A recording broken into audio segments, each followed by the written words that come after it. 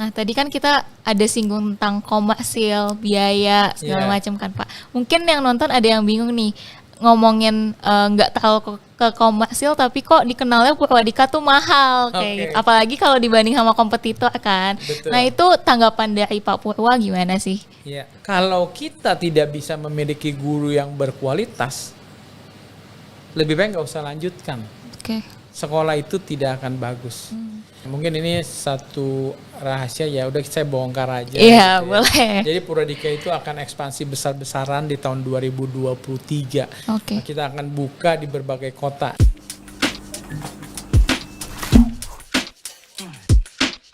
Halo generasi pintar digital, welcome back to Purwadika Podcast bersama aku Michelle. Di episode podcast kali ini spesial banget karena kita kedatangan guest yang bukan sembarang guest ya. Jadi bisa dilihat di sini setting backgroundnya aja udah berbeda dari episode-episode podcast kita sebelumnya. Karena hari ini kita kedatangan founder sekaligus CEO dari Purwadika Digital Technology School, yaitu Bapak Purwa Hartono. Halo Pak Purwa, apa Halo kabarnya? Michelle, kabar baik, terima kasih. Puji Tuhan, terima kasih Bapak. Nah, mungkin teman-teman terutama yang udah sering nonton konten Purwadika nih, udah kenal nih sama Purwadika.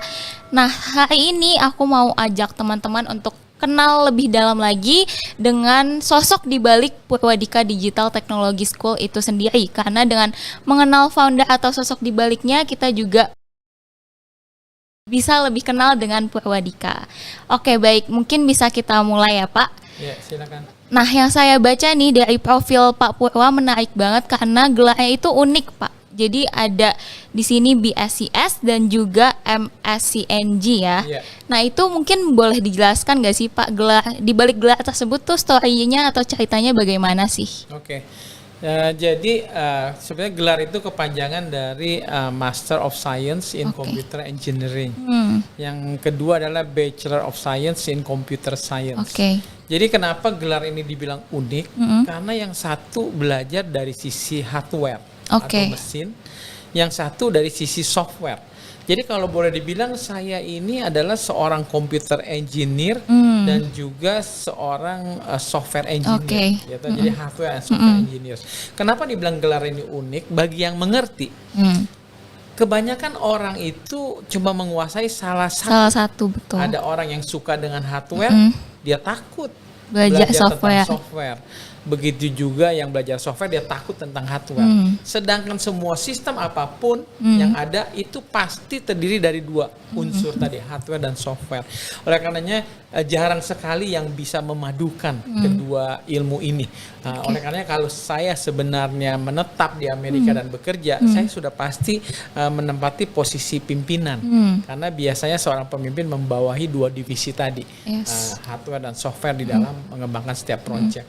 Nah, latar belakang saya sebenarnya saya kan studi ke Amerika Serikat. Jadi memang saya jatuh cinta sama komputer sejak di bangku SMP. Oke. Jadi saya cari tahu, saya memang orangnya farsighted, selalu melihat ke depan ya.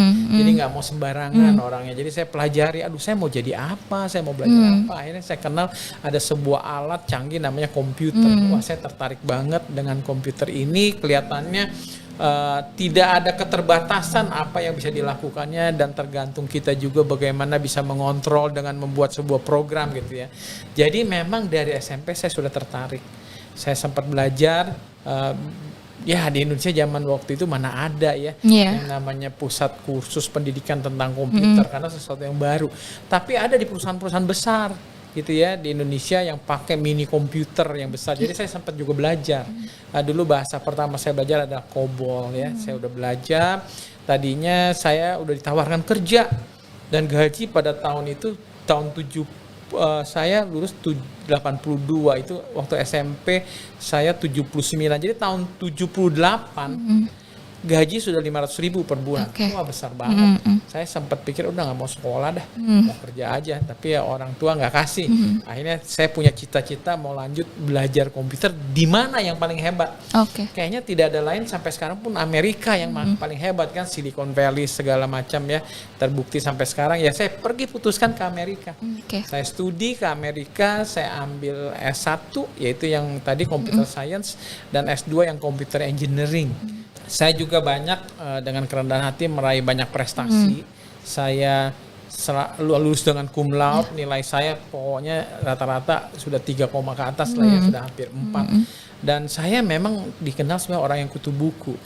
Tapi somehow dilihat saya nggak kelihatan orang kutu buku ya, karena masih bisa menjaga gaya. Jadi memang saya menjaga keseimbangan. Tapi sebenarnya saya kutu buku, ya paling suka belajar gitu. Jadi kenapa saya juga bisa berprestasi? Karena saya emang orangnya suka belajar. Saya belajar itu nggak borongan. Setiap hari saya pasti belajar. Nah, dan saya sangat berambisi. Memang dari awalnya tujuannya sekolah ke Amerika itu adalah untuk kembali ke Indonesia. Saya sudah siapkan tanah sebenarnya untuk membangun sebuah universitas. Itu cita-cita saya. Ya. Berarti memang, nah tadi tuh saya mau tanya itu Pak. Jadi dengan prestasi akademik yang fantastis sekali begitu ya, pasti kan banyak juga tawaran-tawaran kerja di Amerika yang mungkin kalau secara gaji atau uang mungkin lebih tinggi. Betul. Di masa itu, sampai masa sekarang pun sebenarnya juga kayak gitu kan. Nah, alasan Bapak nih balik ke Indonesia dan mendirikan Purwadika tuh kenapa sih? Jadi terus terang ya, memang kalau sudah ada satu api di dalam diri kita yang selalu membakar, kayaknya susah dipadamkan. Karena memang itu sudah ambisi cita-cita saya dari awal. Sekolah jauh-jauh ke Amerika adalah untuk mendirikan sekolah, untuk mendirikan sebuah universitas. Itu memang cita-cita saya. Tapi memang saya sempat membatalkan ya tadinya, karena saya idealis. Saya sempat melakukan riset ke Indonesia, bagaimana universitas sekolah-sekolah itu kualitasnya sangat memprihatinkan gitu ya. Jadi kelihatannya yang penting, maaf kata ya, semua dapat ijazah lah, yang penting lulus, tapi ilmunya tidak ada. Jadi saya sudah berkecil hati dan sempat mengurungkan hati untuk tidak kembali, karena saya pikir kalau saya bikin sebuah universitas di Indonesia yang begitu idealis, kayaknya muridnya drop out semua. Dan kalau drop out semua, saya bangkrut dari segi bisnis. Jadi akhirnya, udahlah itu cuma cita-cita, kayaknya nggak mungkin terwujudkan.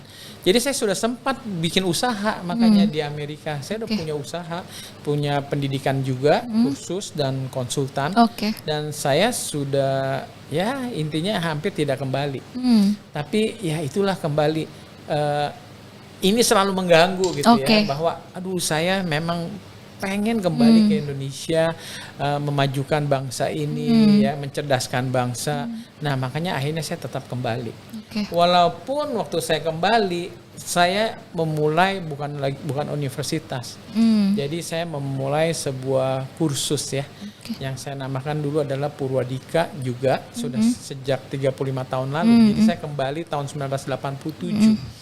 Jadi saya namakan sekolah itu adalah Computer Designer School.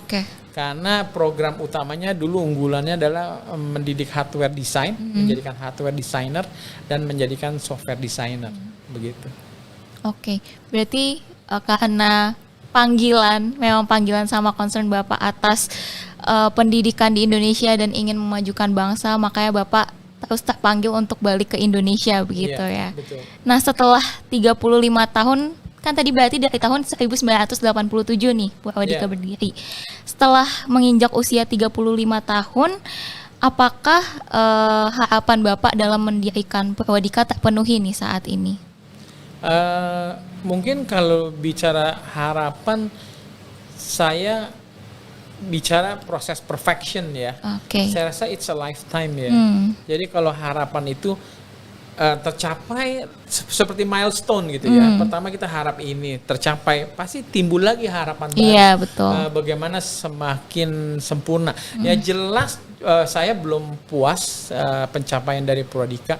Bukan dari sisi uang ya, tapi dari sisi seberapa besar andil dari Purwadika membangun bangsa dan negara ini, begitu ya. Jadi kalau kita lihat sekarang Purwadika itu ruang lingkupnya masih terbatas gitu ya, belum sampai seluruh Indonesia merasakan dan menikmati, memperoleh pendidikan yang berkualitas dari Purwadika, gitu ya. Jadi harapan saya ya jelas tadi, kalau bisa berdampak lebih besar lagi di berbagai kota, di berbagai pulau di seluruh Indonesia, sehingga semua generasi muda Indonesia ini bisa dibentuk dan dibangkitkan gitu ya, dibangun. Oke. Oke. Nah, tadi kan Pak Purwo udah cerita nih tentang kendalanya sedikit sebelum membangun Purwadika sempat gak mau kembali gitu ya, sempat ada keinginan seperti itu. Bisa gak sih Pak Purwo cerita lebih dalam, ada kendala-kendala apa lagi sih kira-kira dalam mendirikan Purwadika dulu? Oke. Nah, jadi saya perlu jelaskan ya, mungkin banyak orang latah mau mendirikan sekolah tapi sebenarnya tidak mengerti. Oke. Nah, jadi saya tekankan bahwa untuk membangun sebuah sekolah yang berhasil itu terdiri dari 4 komponen yang harus diperhatikan. Nomor 1 adalah guru. Kalau kita tidak bisa memiliki guru yang berkualitas, lebih baik nggak usah lanjutkan. Oke. Sekolah itu tidak akan bagus. Karena guru inilah yang berperan untuk mentransfer di baris depan dengan kepada murid ilmu yang kita mau sampaikan. Jadi kalau tidak ada guru yang baik, baik itu bukan hanya dari segi pintar mengajar, tapi juga dari karakter ya. Karena juga jangan sampai saya dengar guru itu berkarakter menjajah atau senioritas, gila hormat, menekan pada siswa, itu yang saya sangat sedih ya. Jadi memang nomor 1 guru. Nah, kalau dibilang kendala, ya sudah sama-sama tahu lah. Di Indonesia ini cari guru apakah mudah, yang berkualitas. Apalagi saya bilang saya mau buka pendidikan yang baru, komputer. Aduh, gurunya belum ada kan. Nah, makanya dulu ini saya sampai memulai Purwadika itu menjadi guru tunggal. Oh, wow. Jadi saya yang mengajar. Kita buka 2 batch untuk hardware design dan software design. Saya ngajar selama 10 bulan. Wow, Semua sendirian. modul sendirian. Sampai akhirnya saya dapatlah murid-murid saya yang bagus, yang berprestasi, akhirnya bisa membantu saya. Oh, Nah, berarti jadi dari murid berestafet juga. lah, dari murid ya. Okay. Karena memang bagaimana ya kalau saya tidak menciptakan gitu kan ya. Nah, itu pertama, guru. Yang kedua komponen adalah kurikulum. Nah, mungkin kalau kurikulum saya tidak terkendala karena kan saya juga berprestasi dalam akademis. Jadi saya ngerti banget deh, ngerti namanya kalau kita bicara gelar saya tadi, hardware dan software, itu ibaratnya kalau dokter, itu dokter jiwa dan dokter fisik. Jadi kalau seorang dokter sudah ngerti jiwa manusia dan juga fisiknya, itu udah lengkap banget. Karena penyakit itu kan berhubungan ya antara jiwa dan fisik. Nah, makanya saya menguasai banget kalau dibicarakan mengenai komputer itu sendiri seutuhnya. Jadi ya masalah kurikulum tidak menjadi kendala. Saya bisa rancang sesingkat-singkatnya karena terus terang juga saya ada metode ya. Saya ada metode namanya Triadika. Tri dan Adika. Itu seperti nama Purwadika ya kan. Mungkin saya sedikit mundur nih, apa sih maksudnya namanya Purwadika juga ya. Purwadika itu terdiri dari 2 kata, Purwa dan Adika. Adika berarti adalah lebih besar atau lebih dari segala yang positif. Jadi kalau kita bicara pintar, dia lebih pintar. Rajin, dia lebih rajin. Jujur, dia lebih jujur. Pokoknya lebih dalam segala yang positif. Dan Purwa itu sendiri artinya the first. Ya toh? Atau the best. Jadi kalau kita gabungkan Purwadika, tahu sendiri artinya. Yang di dalam segala yang positif. Nah, Triadika ini juga berarti ada 3 unsur yang sangat penting di dalam merancang kurikulum waktu itu. Saya juga pikir nomor satu adalah dia harus cepat. Karena komputer itu sangat dinamis, berkembang terus. Kalau belajarnya 4 tahun gitu, ntar begitu lulus ya ketinggalan, teknologi sudah baru lagi, masuk lagi sekolah kan gitu. Jadi saya pikir saya harus rancang kurikulum yang cepat. Tapi walaupun cepat, tetap harus berbobot. Nah, makanya cepat dan berbobot, gitu ya. Jadi kurikulum di Purwadika saya rancang dari dulu adalah harus cepat, jangan bertele-tele. Wah, kadang-kadang ada pengulangan kan, kalau namanya modul ke modul dalam kuliah itu diulang lagi, membosankan. Nah, kita betul-betul harus komprehensif, betul-betul jadi cepat. Tetapi juga tidak mengorbankan kualitas dari segi bobot. Makanya kalau kita lihat sekarang program Purwadika, Job Connector contohnya, dalam waktu 4 bulan saya bisa merubah kehidupan seseorang dari nggak bisa apa-apa menjadi seorang tenaga yang profesional dan siap bekerja kan gitu, cepat tapi berbobot. Makanya memang merupakan suatu challenge bagi muridnya untuk bisa betul-betul mengikutinya. Tapi memang harus cepat dan berbobot. Yang kedua adalah unsur kalau kurikulum adalah kita harus belajar filosofinya. Maksudnya filosofi adalah intisarinya. Kita harus bisa mengajarkan kepada siswa why-nya itu. Kenapa begini, kenapa nggak begitu? Itu yang biasanya kalau guru yang nggak pintar nggak bisa jawab. Iya, betul. Guru cuma bilang, ya udah jangan banyak tanya dah. Yang penting udah begitulah pokoknya. Tapi kita harus tanya why. Kenapa, why not? Kenapa nggak begini, nggak begitu? Nah itu kita ajarin the philosophy. Jadi ajar ilmu itu harus mengajar sampai ke pengertian dari si pencipta. Jadi kalau sampai seorang murid menguasai seperti itu sampai filosofinya, bagaimana akhirnya? Dia bisa berkarya, bisa menciptakan. Nah itulah makanya tadi yang kedua adalah filsafat, harus filosofinya, intisarinya, dan aplikasi. Nah, jadi kita di Purwadika kurikulum itu harus ada aplikasinya. Jadi jangan ilmu itu nggak ada aplikasi, kita juga dibingung. Contoh ya, kalau saya boleh terapkan metode ini di sekolah SD, pada waktu guru mengajarkan fisika, dia akan bahas contoh realnya. Oh, rupanya nih cara bekerja pesawat terbang begini. Nah, itu menarik banget buat murid, gitu ya. Nah, itulah makanya saya bilang kurikulum itu sangat penting, filsafat dan aplikasi. Yang ketiga apa? Kita harus bisa kurikulum itu membuat murid bisa berkarya.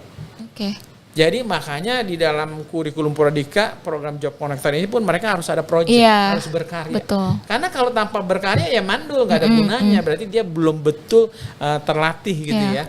Nah, selain berkarya, kedua nih paling penting, khususnya di pendidikan komputer, harus bisa berkembang sendiri. Jadi kita harus didik anak murid kita karena harus mengejar perkembangan yang begitu cepat. Dia harus bisa mengejarnya sendiri, berpotensi untuk berkembang. Nah, jadi kurikulum itu penting. Tadi, pertama apa tadi saya bilang harus cepat dan berbobot. Kedua lagi harus intisarinya dalam dan aplikasi. Yang ketiga adalah harus bisa membuat siswa bisa berkarya dan berpotensi untuk berkembang. Itu kurikulum. Nah, unsur yang ketiga adalah murid. Nah, inilah kendala saya juga, masalah murid. Kenapa? Maaf ya, mungkin mentalitas kita, kalau saya jujur ya, saya menilai sekolah di Indonesia umumnya adalah, kalau saya boleh namakan, sekolah menyenangkan hati guru. Gitu. Jadi ibaratnya saya perhatikan dan saya mengalami sendiri. Pada waktu saya ngajar tunggal tuh Purwadika buka, murid saya tuh anak-anak S1 dari berbagai universitas ternama, UI lah, sebut ITB, Satya Wacana, pokoknya universitas top. Begitu mau Natal tahun baru, wah banyak kiriman paket ke rumah, saya kaget. Karena apa-apaan ini? Buat saya D aja, fail aja, nggak usah ambil hati. Tapi rupanya itu sudah jadi budaya. Dan saya juga sadari, mungkin ya, memang gitu kelihatannya anak murid di sini. Yang penting hati guru senang-senangin guru, ntar nilainya bagus dan lulus. Nah, itu yang berbahaya sekali. Ya, jadi muridnya sudah punya mentalitas seperti itu. Jadi daya juangnya itu menurut saya cukup kecil ya, cukup rapuh. Sedangkan saya mau memberikan satu ilmu yang memang perlu tantangan gitu ya. Nah, itu aja saya bilang kendalanya itu murid. Jadi saya di dalam membuka sekolah Purwadika selalu kadang-kadang serba salah. Saya harus bikin kurikulum yang mantap, guru yang luar biasa, tapi muridnya bagaimana nih? Kalau banyak yang nggak lulus, kan itu selalu saya punya kendala. Tapi bersyukurlah rupanya tingkat kelulusan juga tinggi di Purwadika karena kita mencoba mencari celah, mencari cara bagaimana kurikulumnya disusunnya supaya mudah dimengerti, bagaimana gurunya juga yang harus supporting gitu kan ya, sistem kita juga gitu ya, sehingga akhirnya walaupun murid yang seperti ini bisa berhasil. Jadi tetap walaupun kondisi muridnya nggak benar-benar memuaskan, kita Purwadika cukup idealis.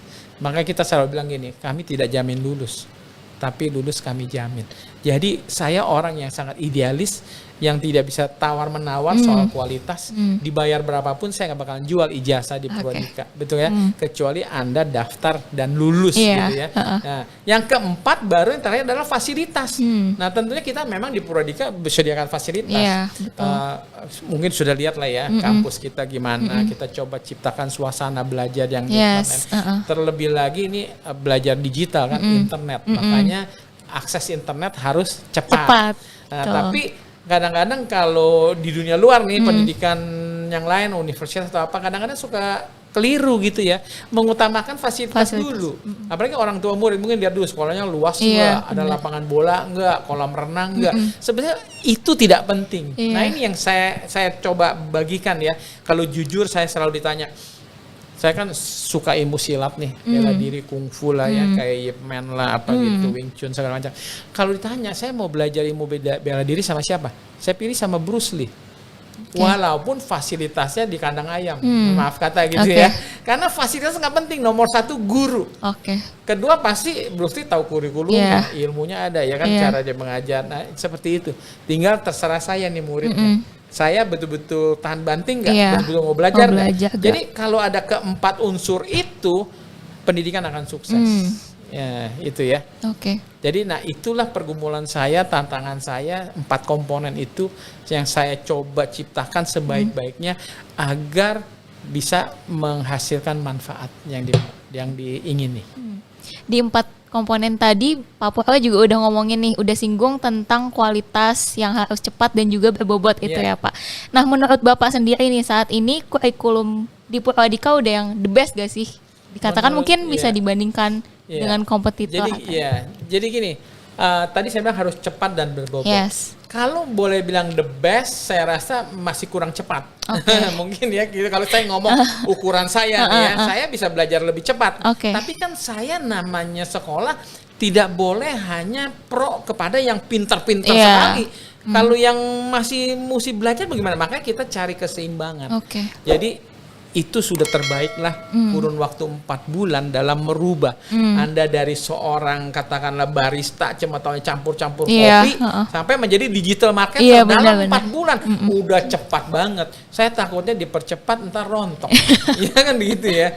Jadi memang orang maunya cepat pintar, cepat kaya, maunya serba cepat gitu. Tapi semua ada proses. Ya, udah maksimal kalau saya lihat. Nah kalau ditanya dengan kompetitor, saya mungkin tidak mau bicara banyak. Cuma saya kedepankan begini, kalau saya bangun Purwadika itu dari hati. Jadi saya mendirikan sekolah Purwadika ini bukan komersil semata. Memang kita perlu cari keuntungan, kalau enggak bagaimana ini bisa bertumbuh. Kan kita juga perlu uang, mesti membayar upah kepada guru, semua yang bekerja. Saya juga punya tanggung jawab. Jadi saya sebetulnya kalau boleh ditanya apakah Purwadika sebuah sekolah, saya mau menamakan bukan sebuah sekolah. Purwadika ada a life changer atau pengubah kehidupan. Nah itu saya maunya, fungsi Purwadika adalah mengubah kehidupan setiap orang yang sudah bergabung di Purwadika. Hidupnya sudah tidak sama lagi, sudah jauh lebih baik. Dan saya senang dan bangga kalau dengar kesaksian para alumni. Mereka berterima kasih, tadinya mereka sulit cari kerja walaupun sudah lulus S1 gitu ya. Akhirnya mereka belajar di Purwadika, dibimbing oleh guru-guru yang baik, akhirnya mereka dapat pekerjaan. Itu saya ada kepuasan sendiri. Jadi saya sih terbuka kalau bicara kompetitor karena pasarnya besar, tanggung jawabnya besar. Mau mencerdaskan seluruh bangsa itu nggak main-main. Betul. Juta, gitu. Saya senang kalau semua berpartisipasi. Cuma pesan saya, tolong hati-hati. Karena banyak orang cuma latah bikin pendidikan tapi tidak mengerti. Karena lagi hype. Betul. Dan hanya mau mencari untung semata. Dan akhirnya tujuannya cuma komersil. Yang akhirnya jadi korban apa?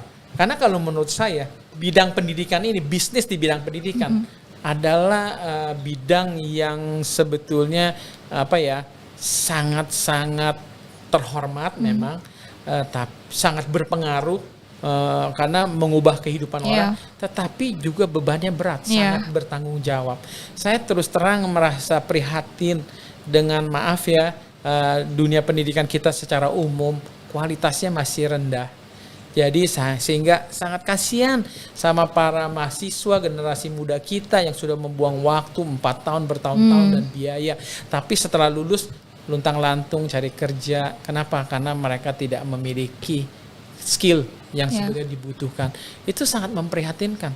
Dan menurut saya secara pribadi itu sebuah dosa besar. Lebih baik tutup. Kalau saya punya sekolah gitu saya akan tutup. Itu ya, tanggung jawab nggak main-main. Begitu. Nah tadi kan kita ada singgung tentang komersil, biaya segala macam kan Pak. Mungkin yang nonton ada yang bingung nih, ngomongin nggak terlalu ke komersil tapi kok dikenalnya Purwadika tuh mahal kayak gitu. Apalagi kalau dibanding sama kompetitor kan. Betul. Nah itu tanggapan dari Pak Purwa gimana sih? Iya. Jadi semua itu ada barang ada uang.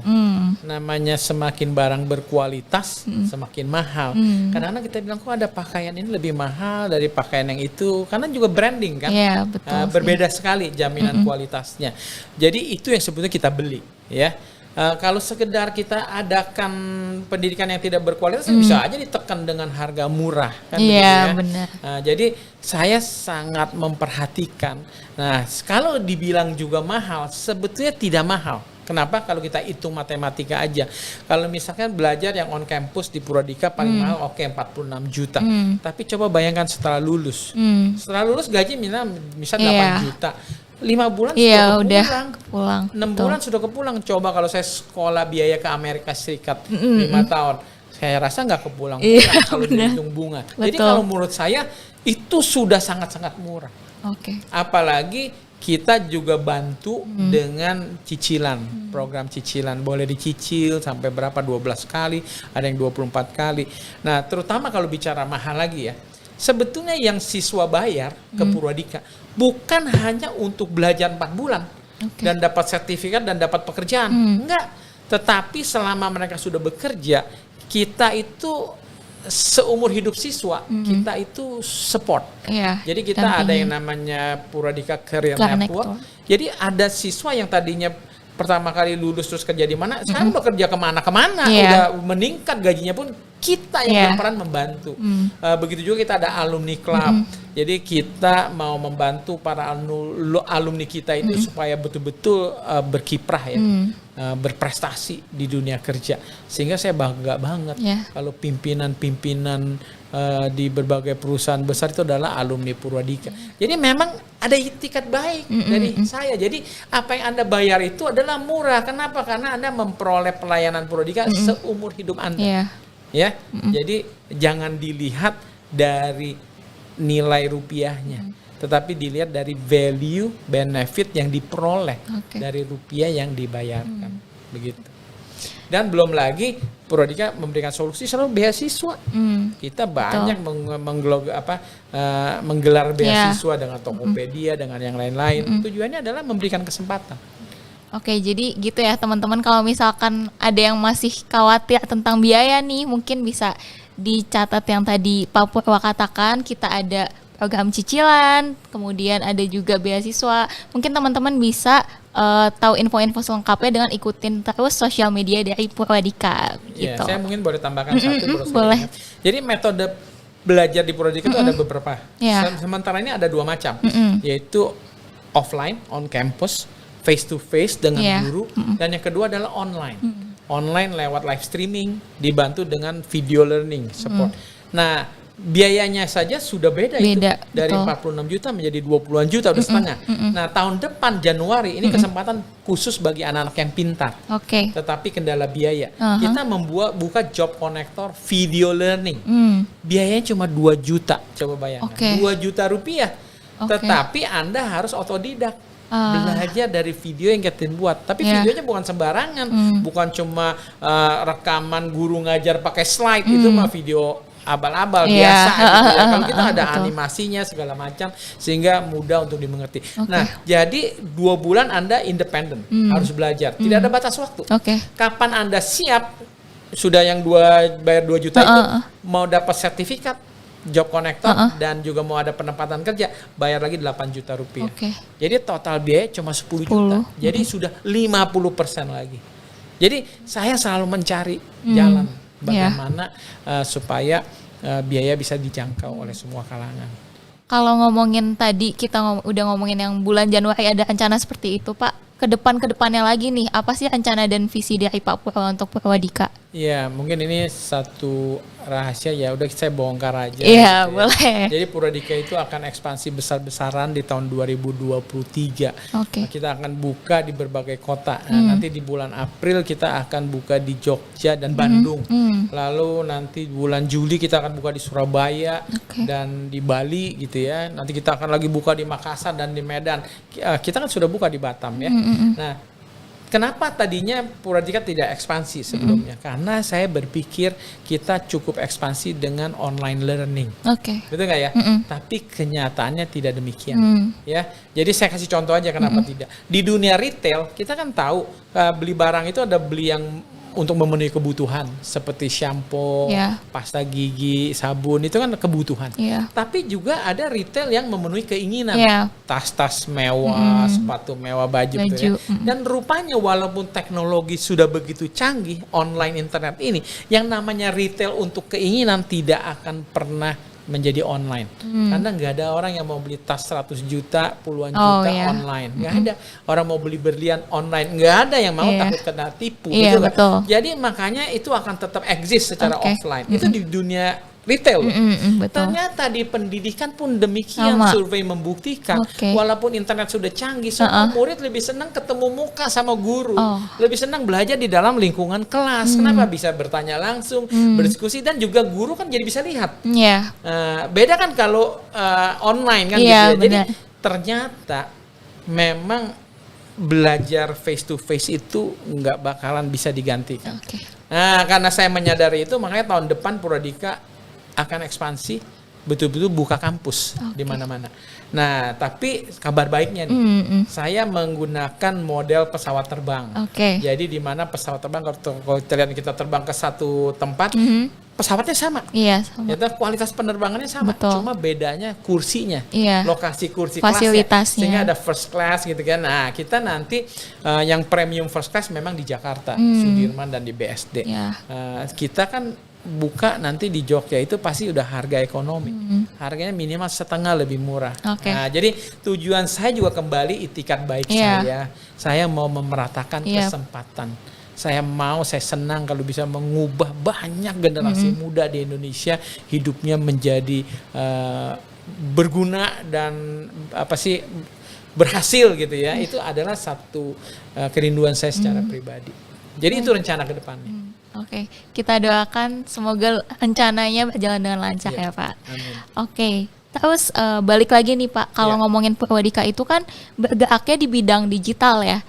Nah, itu apakah digital teknologi saat ini, apalagi tadi kita udah omongin kalau ada bisnis-bisnis sekolah digital yang emang karena lagi euforia aja begitu bermunculan. Kalau ngomongin dunia digital atau digital teknologi, sebenarnya menurut pandangan Pak Pura sendiri itu memang cuma euforia saja yang nanti ke depannya akan redup juga berganti dengan tren lain, atau prospek ke depannya itu masih akan berkembang sih Pak?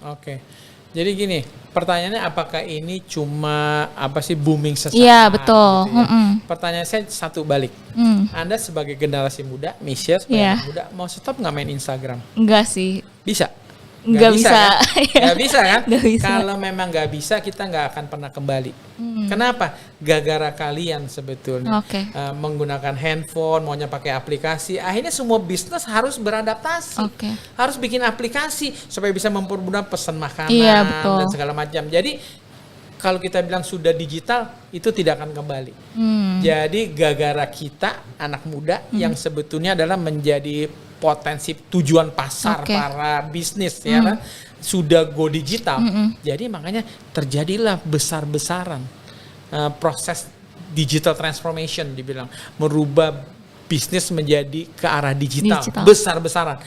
Makanya kenapa kebutuhan di dunia sangat besar untuk profesional digital, baik itu coder ya, web developer, baik itu data scientist, UI UX designer, atau digital marketer, product manager gitu ya, semua dibutuhkan sekali. Dan sebetulnya ini suatu kesempatan dan kebanggaan bagi generasi muda. Anda kalau menguasai teknologi digital, Anda menjadi VIP. Very important person in this world. Kenapa? Anda menjadi rebutan. Betul. Makanya gaji sini sana besar kan begitu. Karena langka sekali. Banyak dibutuhkan kekurangan juga. Sehingga akhirnya saling bajak kan. Nah, itu. Jadi ini bukan hanya sesaat. Ini memang akan terus ke depan.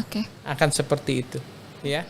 Baik, untuk pertanyaan terakhir mungkin Pak dari saya, boleh gak sih Bapak kasih pesan untuk generasi muda saat ini? Mungkin saya mau kasih pesan begini ya sama generasi muda terutama yang masih di bangku sekolah SMA nih. Saya dari SMP aja sudah nggak santai. Saya mulai pikir-pikir gitu ya, lihat dunia gini.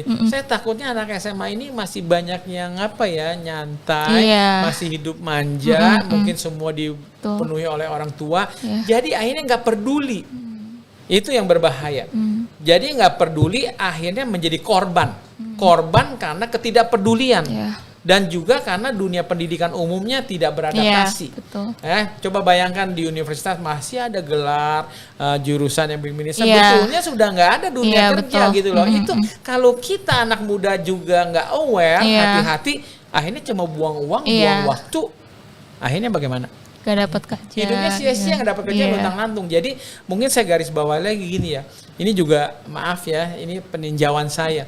Saya lihat kelihatannya bagi kebanyakan anak muda di Indonesia, kuliah itu bukan cari ilmu. Kuliah itu cuma bertumbuh tambah tua. Paham nggak? Benar. Maksudnya ya udahlah, memang udah mesti dijalani, bertambah umur, ya udah kuliah lah, apa aja terserah lah. Yang penting lulus, senangin dosen, lulus, dapat ijazah. Soal nanti kerja urusan nanti. Aduh, jangan begitu dong. Dan makanya pesan saya kepada anak-anak muda sekarang, dewasa dong dari sekarang. Jadi jangan mau hidup susah nantinya, gitu loh ya. Dari sekarang lah aware gitu, pelajari semua. Sekarang udah ada internet kan, baca dong berita-berita supaya kita bisa tahu kemana ini pergerakannya arus itu. Kita harus beradaptasi. Jadi kunci sukses adalah kita harus bisa beradaptasi. Jadi saya bilang orang-orang yang sukses itu adalah orang-orang yang memang rendah hati, mau mendengar, bisa berkomunikasi. Nah itu. Jadi pesan saya kepada anak muda, ayo dong sadar dong. Ya, jadi kendala juga kalau Michelle mau tanya sama saya. Saya kalau boleh jujur, saya bisa jawab gini, saya salah tempat. Purwadika harusnya jangan di Indonesia, harus di negara lain, lebih berkembang. Kenapa? Karena masyarakatnya sudah terbuka, sudah sadar. Di sini saya yang mesti capek nyadarin, gitu ya, ngebangun-bangunin. Makanya pada waktu tahun lalu tuh Desember, Presiden Jokowi kan pernah hadir kemari berkunjung sama saya. Dia kan tanya juga kendalanya, saya bilang, Pak, kendalanya walaupun Purwadika, Pak, muridnya 1 tahun sudah 3.000 misalnya, itu kecil Pak dibandingin 200 juta penduduk Indonesia. Jadi kendala saya gini, Bapak gimana bisa bantu nggak nih supaya orang Indonesia ini sadar gitu. Melek, terutama orang tua murid nih gini, yang penting gelar. Yang penting gelar. Kuliahnya S1, yang penting kerja di pegawai negeri, gitu aja. Kasihan. Kalau mindset kita tidak berubah, ya, hidup itu tidak akan sama lagi seperti dulu. Nah, mungkin saya bukan nakut-nakutin. Dengan adanya zaman online internet ini, sekarang kita bersaing secara global.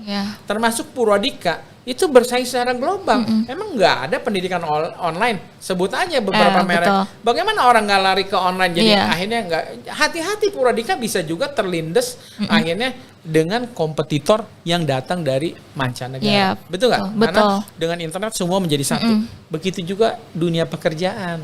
Jadi sekarang sudah ada common yang namanya work from home. Gitu? Walaupun ada perusahaan yang setuju dan tidak setuju. Tapi itu sudah jadi budaya. Berarti sekarang sudah ada, sudah lazim perusahaan di satu negara mempekerjakan karyawannya online di berbagai negara.